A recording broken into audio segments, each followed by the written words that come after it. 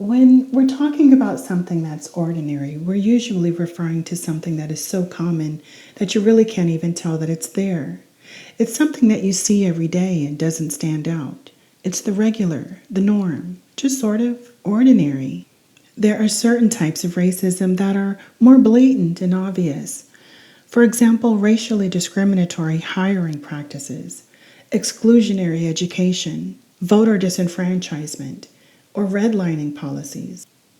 These types of racism are recognizable and have been argued against in court and the focus of policy, protests, and social movements. When we talk about the ordinariness of racism, this refers to the type of racism that is normal, an integral part of society. You don't even realize it's there because it's just sort of the way things have always been. Ordinary. Here's an example. Meet the A's.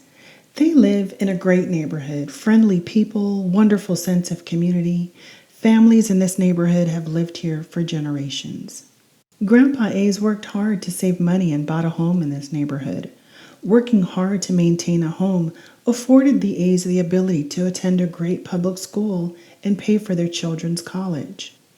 Homeownership allows parents and grandparents to create a legacy of opportunity for greater generational wealth and resources for their children. What the A's didn't realize is that they lived in a community that was formerly redlined. What was taking place at the same time, just close by, blocks away, was a different type of legacy. Residents in this other neighborhood for years have been denied not only access to mortgages, but also supermarkets, health care, insurance, clean air, and clean water. These neighborhoods were affected by not just reverse redlining, but city zoning changes, eminent domain, and land dispossession. Meet the B's. They also live in a neighborhood with friendly, hardworking people. Mr. B worked for years for a local factory that, like many others in the area, had moved away, relocated, or shut down.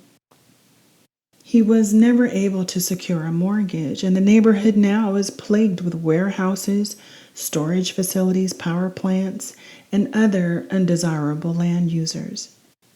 Although the government put fair housing measures in place to dismantle redlining practices, the legacy of several environmental and social justice issues remains. The pollutants, noise, traffic, and other public health issues caused the B's to set their sights on a better environment for their family.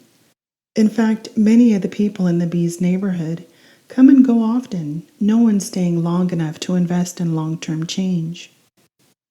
This is just how the neighborhood has always been and will always be. The ordinariness of racism in this example is that one racial group continues to enjoy the benefits of these past racist redlining practices, while another racial group suffers its aftermath.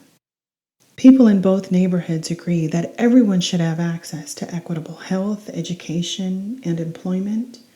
But how do you fix the problem? Whose responsibility is it to fix the problem? And the most difficult question is often, who's going to pay for it? This isn't a matter of individual bias or prejudice.